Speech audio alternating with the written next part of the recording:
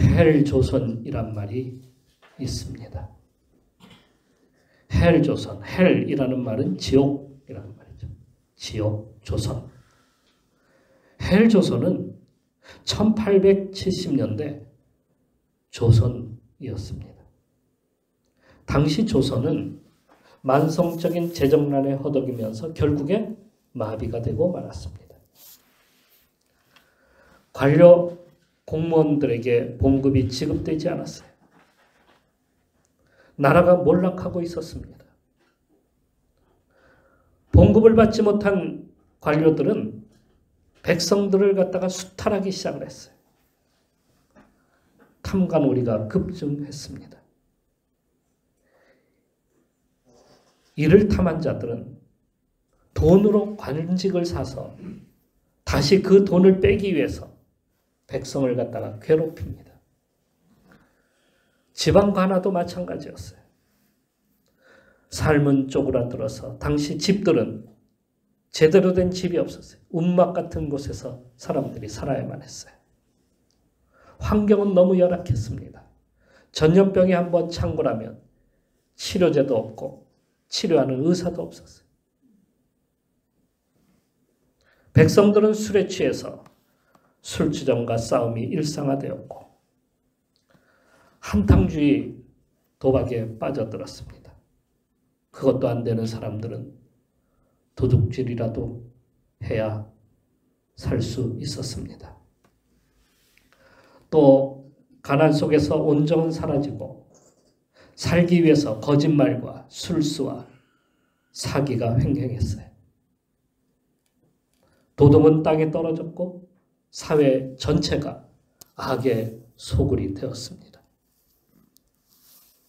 집은 움막이라도 있었지만은 문제는 가정이 사라졌어요. 가정이 존재하지 않았어요. 종교는 그 능력을 상실한 지 오래되었습니다. 무당과 점쟁이들이 더 늘어났어요. 곳곳에서 탐관오리에 저항하는 밀란이 일어났고 도적대가 여기저기서 출몰하여서 있는 곡식들마저도 털어갔습니다. 백성은 있는데 나라가 없었습니다. 무능한 고종은 결국 나라를 일본에 넘기고 말았어요. 이때를 헬조선이라고 이렇게 부르는 겁니다. 그런데 2014년부터 헬조선이라는 말이 유행처럼 번져나가기 시작을 했습니다. 헬조선이 다시 돌아온 걸까요? 2014년 헬조선의 특징이 있습니다. 그 특징이 뭐냐면 금수저와 흑수저 이걸 이야기하고 있었습니다. 그 말은 빈부의 격차가 아주 크다는 것을 강조하기 위함이에요. 재벌은 아끼고 그들은 유전무죄 그리고 없는 사람들은 무전유죄 이렇게 살아간다는 거예요.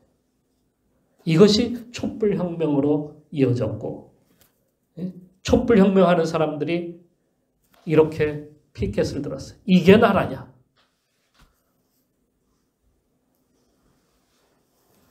그래서 정권 타도라는 말 거기서 나오게 되었어요. 그런데 이 말을 자세히 보면 사실은 아무것도 아니에요.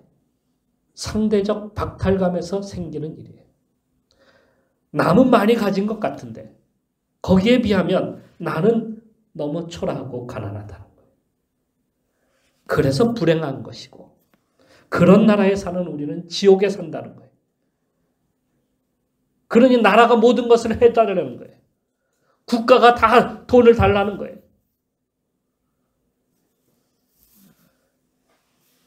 아주 공산주의자들이 판을 치게 만드는 세상을 우리가 스스로 만들고 있었어요. 심각한 물질주의에 빠져들고 마는 겁니다. 이게 돈이 많지 않아서 가난해서 불행한 세상. 모두가 동등하면 행복할까요? 1974년 이스털린이라는 경제학자는 돈과 행복에 대한 상관관계를 갖다가 연구했는데 베이비붐 시대에는 경제가 발전한 덕에 넉넉하게 살아가게 되었다고 생각하는 반면에 그 자녀 세대는 물질적으로 누리고 사는데 익숙한 탓에 인구가 많아져서 일자리도 구하기가 어렵고 그래서 자신들은 성공을 못하겠다 그런 말을 한다는 거예요. 객관적으로 볼 때 이들은 부모 세대보다 주머니 사정이 넉넉하지만은 자신들은 경제적으로 형편이 어렵다 이렇게 생각하기에 사람들이 결혼도 포기하고 아이 낳는 것도 포기하고 다 포기한다는 거예요. 그래서 그는 경제가 성장한다고 해서 사람들이 그만큼 더 행복해진다는 보장은 없다라고 이렇게 말을 합니다. 다시 말해서 돈이 모아진다고 행복한 것은 아니다 라는 그런 말을 합니다. 이를 이스털린 역설이라고 이렇게 부릅니다. 문제는 사람들은 가지면 가질수록 더 가지려고 한다는 거예요. 채워지지 않는, 우리는 채워지질 않아요. 만족하지를 않아요. 더 많이 달라고, 더 많이 갖고자 그렇게 살아가고 있습니다. 실제로 조선 말에 있었던 그 진짜 헬조선 시대에 살았던 우리 조상들 말입니다. 그분들은 1달러도 안 되는 소득을 가지고 산 반면에 우리는 초고속 인터넷이 빵빵 터지고 3살짜리도 스마트폰을 가지고 있는 정말로 부한 그런 나라에 살아가고 있습니다. 그런데도 헬조선에 살고 있다고 하는 것은 우리가 아직 채워지지 않았다. 아직도 배고프다. 그런 말입니다. 그래서 사탄은 우리에게 이렇게 이야기합니다. 내가 다 해결해 줄게. 예수님께 와서도 그렇게 얘기했어요. 야, 내가 다 줄게. 너 성전에서 뛰어내려. 내가 다 줄게. 나한테 경배해. 그렇게 이야기하는 거예요. 내가 다 해결해 줄게. 일하지 않아도 돈을 주는 나라. 세금도 내지 않는 나라. 그런 나라 만들어 줄게.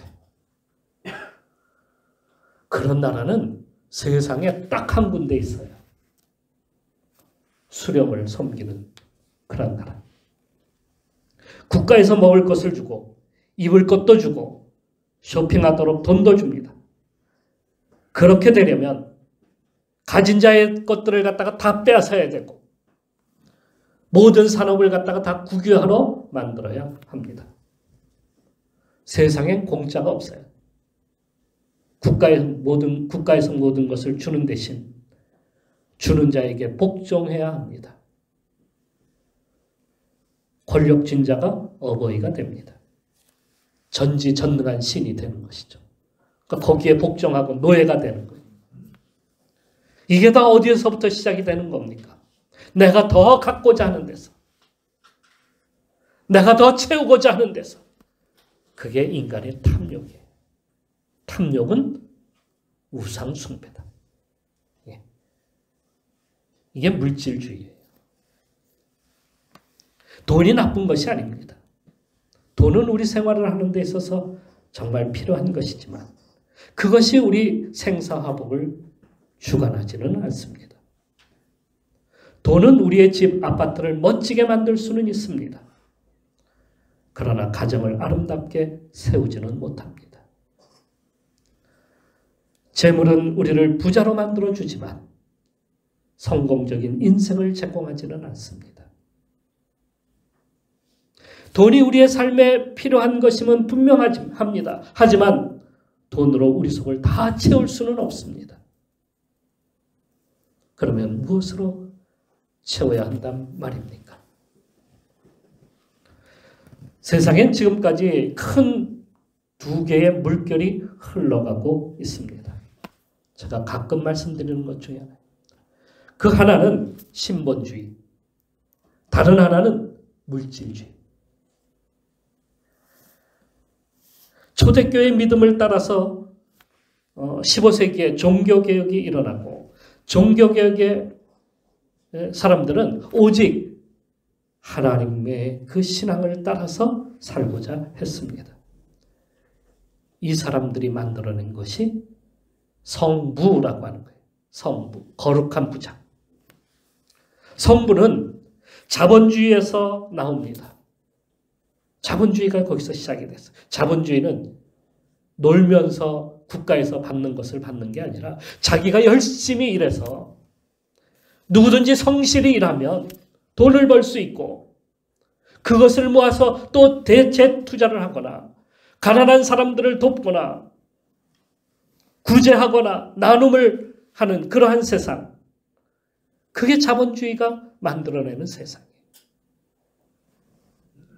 결국에는 모든 것이 다시 사회로 환원이 돼서 모든 사람들이 잘 살 수 있도록 그렇게 만드는 겁니다.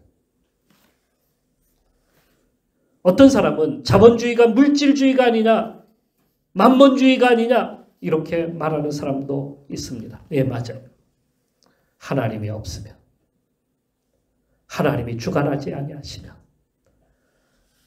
우리 인간이 모든 것을 할 수 있다라고 그렇게 만들어가면은 자본주의도 소용이 없습니다. 자본주의 정신은 성부를 만드는 일입니다.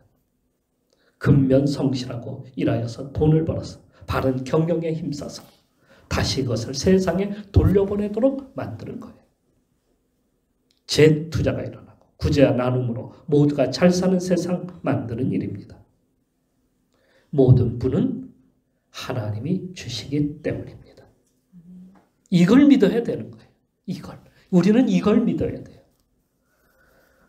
그러니까 우리는 모두가 어떤 사람이 되어야 되냐면 거룩한 부자가 돼야 돼요.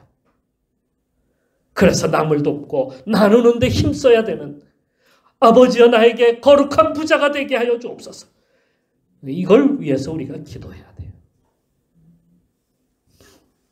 그러나 하나님 없는 자본주의, 인간 중심의 자본주의, 그건 물질주의, 탐욕주의로 나가도록 만드는 겁니다. 반면에 인간 중심의 물질주의는 사회주의, 공산주의에서 시작되었어요. 보이지 않는 것을 믿지 않아요. 보이는 것만 믿어요. 그 사람들은. 그러니까 물질, 이 세상에 있는 물질이 중요한 거예요. 그 중에서 사람이 중요한 거예요. 사람 중심.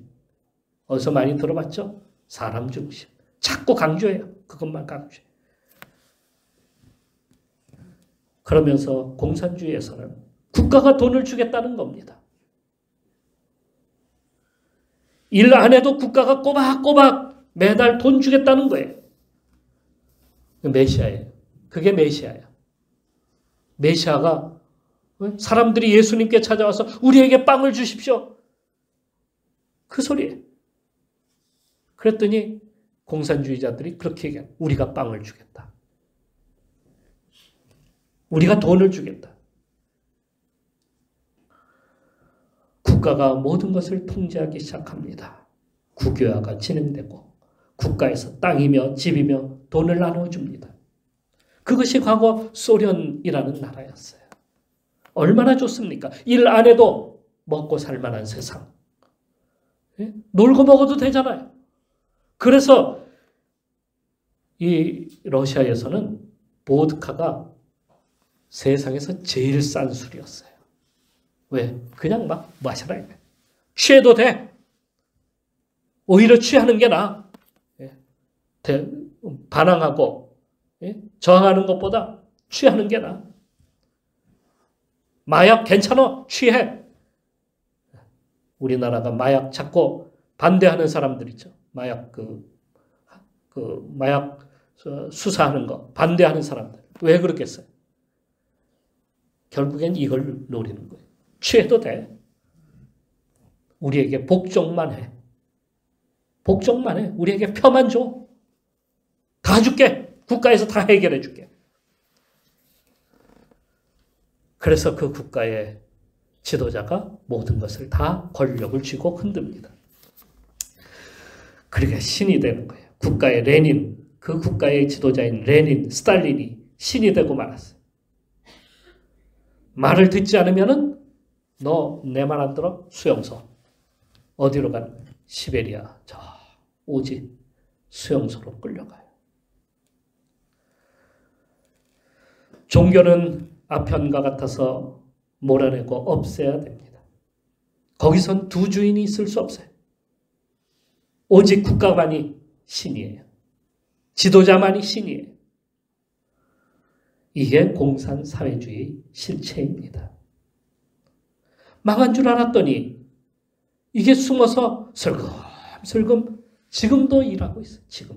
지금도 곳곳에서 일어나고 있어요. 우리 가운데 어떤 분은 10년 교회 나오고 20년, 30년 아니 모태신앙이 되었고 평생 교회를 다닌 분도 있어요. 그런 분 앞에 돈을 갖다 확 뿌려보세요. 어떻게 될까요? 눈이 확 돌아가고 말아요. 그렇게 신앙생활을 했다고 하면서도 돈 앞에 장사가 없어요. 그래서 사탄은 그것을 이용합니다. 내가 돈 줄게. 내가 집도 주고 차도 주고 직장도 해결해 주고 다 해결해 줄게.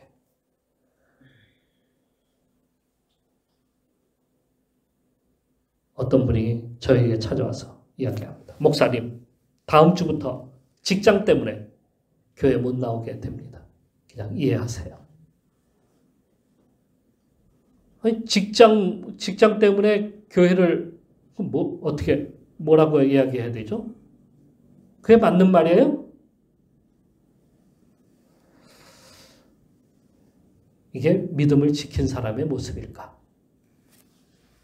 그래서 또 뭐라고 할 수도 없고. 근데 어느 날 또 다른 분이 와서 이야기합니다. 그래요.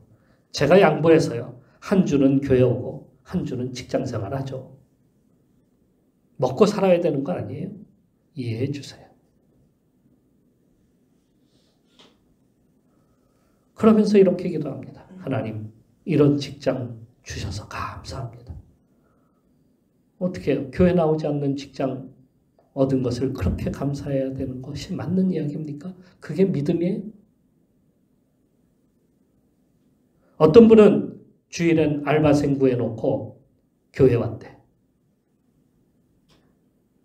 그러면 전도 포기한 거예요? 자기는 교회 나와서 구원받아도 되고 그 사람은 지옥에 떨어져도 된다. 그런 말처럼 들립니다. 전도해서 함께 교회에 데리고 와서 영광의 예배를 드려야 하나님이 기뻐하시는 일이죠. 어떤 분은 돈이 떨어지면 우울해집니다. 어떤 분은 돈 때문에 돈이 떨어지면 온 가족이 모여서 연탄불 피워놓고 그 다음은 몰라요. 어떤 분은 돈 떨어지면 이혼합니다. 돈 떨어지면 온갖 생각 다 듭니다.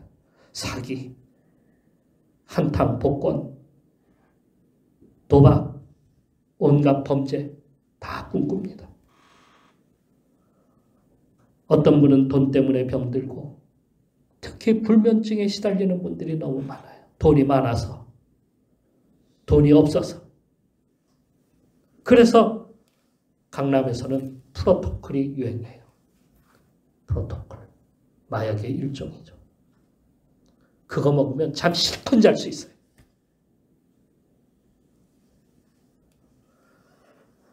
돈 많은 남자와 결혼하기 위해서 줄 선 사람이 서울에서 저 부산까지 줄 서 있어요. 돈 남자와 결혼하고 싶어하는, 돈 여자와 결혼하고 싶어하는 그런 남자들. 돈 때문에 형제와 가족이 싸웁니다. 싸움의 방법은 거짓말이에요. 사기. 돈에 얽히면 생지옥을 경험하는 겁니다. 그런데도 돈이 최고입니다. 물질 만능주의가. 그게 신이에요. 그게 우리의 우상이 되고 말았어요. 우리나라에는 자생 공산주의자들이 있어요. 주사파라고 하는 사람들이. 그 사람들이 지금 한 사람을 앞세워놓고 나라를 뒤엎을 준비를 하고 있습니다. 그들이 항상 주장하는 게 있어요. 청년들에게 매달 돈을 주겠다. 1% 부자들에게 국토 보유세를 갖다가 더 매기게 하겠다. 우리나라 부자들이 세금으로 43%가 나갑니다. 43%. 그런데도 국토 보유세를 또 매기겠대. 아주 시원하죠, 듣기가. 아주 재벌들은 박멸해야 되니까. 모두가 잘 살게 해주겠다. 이렇게 그들이 주장해요. 이렇게 그들이 말해요. 경제가 어려울 때마다 이들이 나와서 그렇게 한마디 툭 던져놔요. 그러면 직장 잃고 돈 없는 사람들은 다 넘어갈 수밖에 없죠. 다 넘어가. 다 잘 살게 해준다는데. 예? 돈 매달 준다고 하는데. 뭐 놀아도 된대요. 약에 취해도 된대. 우리가 다 해결해 줄 테니까.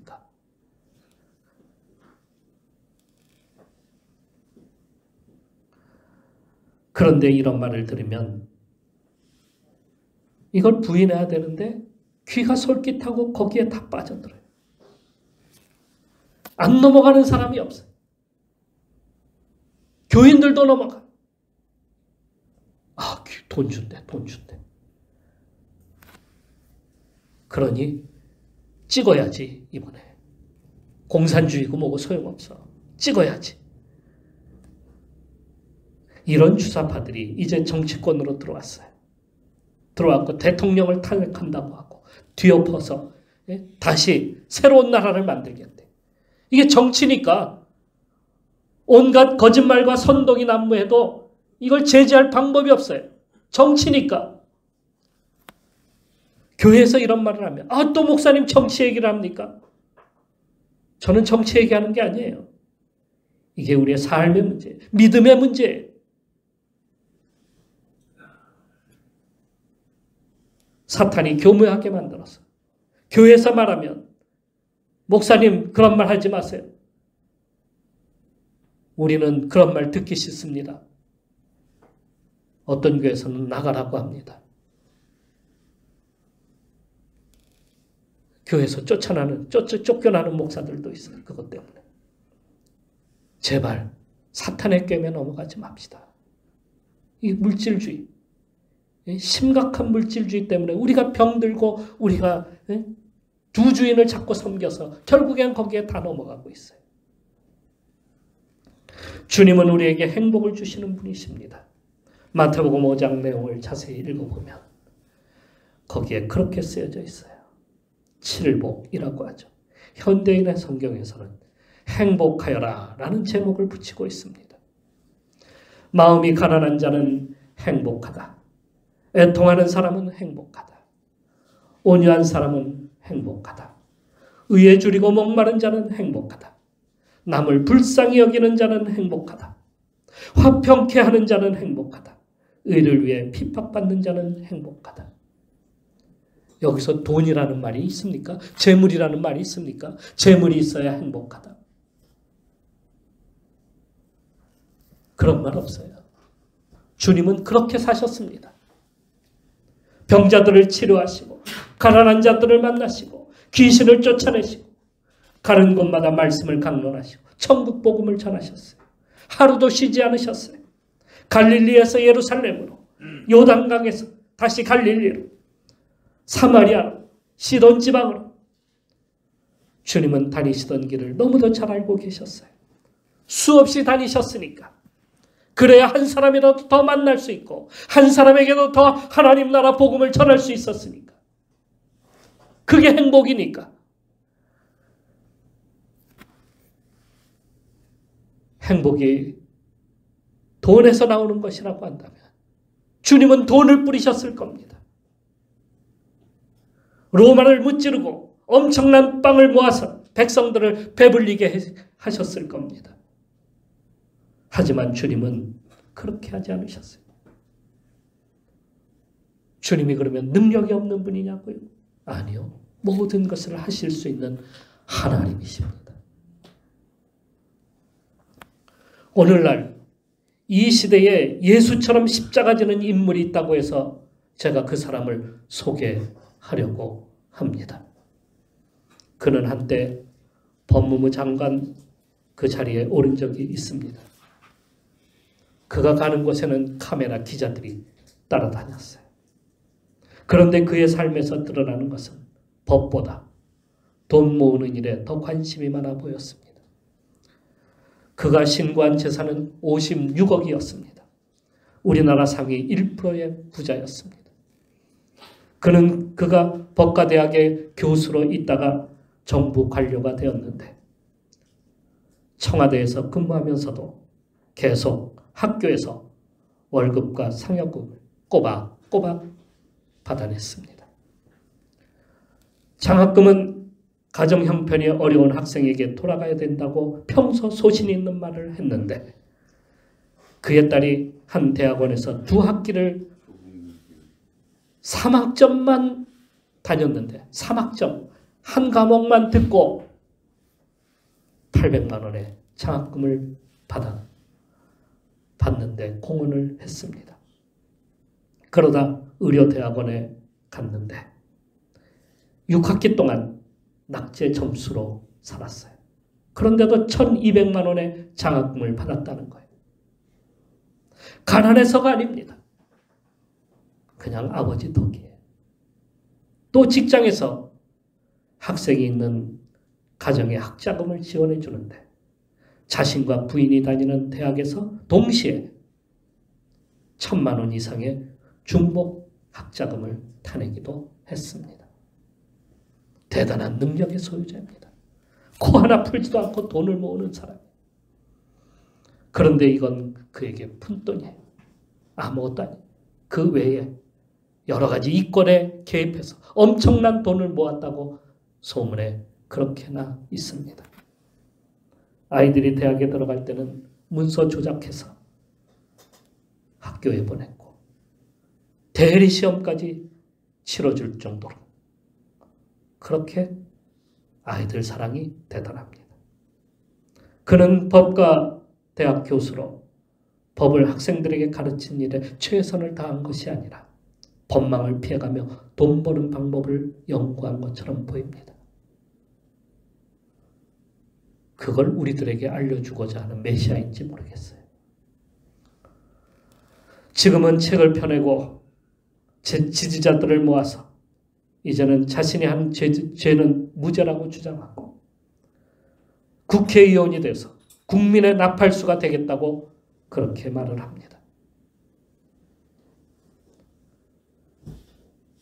탐욕으로 사는 타락한 인간의 모습, 메시아가 아닌 사탄의 모습이 아니겠습니까? 우리는 이러한 것을 본받고 넘어가지 말아야 합니다. 하루는 예수님이 제자들과 함께 배를 타고 갈릴리 호수를 건너가고 계셨는데 풍랑이 일어났습니다. 배가 위험에 처하게 되었어요. 그때 주님은 너무 피곤하셔서 일을 너무 많이 하신 덕에 너무 피곤했어요. 그래서 배에서 주무셨습니다. 제자들은 힘을 다했지만 소용이 없었습니다. 그들이 급히 주님을 깨웠어요. 주님, 큰일 났습니다. 일어나 보세요. 우리가 죽게 생겼습니다. 그때 주님께서 일어나서 바람과 물결을 꾸짖어서 잠잠케 하셨습니다. 그리고 제자들에게 말씀하셨습니다. 누가복음 8장 25절에 이렇게 말씀하셨어요. 너희의 믿음이 어디 있느냐? 도대체 너희 믿음이 어디 있는 거야? 그들의 믿음은 집에다 두고 왔을까요? 아니면 물에다가 던져버렸을까요? 어려움이 찾아왔을 때 주님은 제자들에게 진정한 믿음을 보시기를 원하셨어요. 어떤 믿음일까요? 자기 확신? 할 수 있다는 인간적 용기? 누군가 도와줄 것이라고 하는 인간의? 아닙니다. 주님께 완전히 의탁하라는 겁니다. 어떤 어려움이 와도, 부도가 나도, 질병이나 가정의 위기가 와도 주님만을 믿습니다. 이렇게 어려움이 와도 완전한 의탁, 믿음으로 나가기를 주님은 원하십니다. 그때 행복을 얻는 겁니다. 여러분, 우리 다 같이 외칩시다. 주님만 믿습니다. 주님만 믿습니다. 기도하겠습니다. 여러분, 이 나라가 사회주의 공산 국가로 달려가고 있습니다. 우리가 믿음을 잃었기 때문입니다. 주님을 믿어야 되는데 돈을 믿고 물질을 따라가고, 그래서 그것을 사탄이 이용해서 우리에게 다 준다고 합니다. 분간하지 못하고 믿음도 포기하고 맙니다. 내 삶을 책임지는 국가. 전에 대통령이 이렇게 말했어요. 내 삶을 책임지는 국가. 어떻게 국가가 우리의 삶을 책임집니까? 이것을 믿으라 합니다. 이렇게 되는 나라는 사회주의 국가입니다. 국가가 나에게 모든 것을 준답니다. 취직도, 힘든 문제도, 돈도 다 준다는 거예요. 세상에 그런 말을 들으면 이게 가짜인데도 다 넘어갑니다. 그런 나라가 없어요. 어떻게 국가가 메시아가 됩니까? 국가가 먹어주고 입혀주고 돈 주는 거. 이러한 물질주의 버려야 됩니다. 저들이 노리는 것이 이런 거예요. 나라를 무너뜨리고 재편하고자 합니다. 이 나라를 사탄의 세상으로 만들고자 합니다. 이럴 때 우리 믿음을 보여야 됩니다. 우리는 진정 주님만 믿겠습니다. 영적 싸움에서 우리가 이겨야 되잖아요. 그러기 위해서는 주님을 꼭 붙들어야 됩니다. 그 믿음이 없다면 이 시간 이렇게 기도하세요. 주님, 나에게 믿음이 없습니다. 믿음 주소서. 우리 잠깐 동안 기도하며 나가겠습니다. 아버지,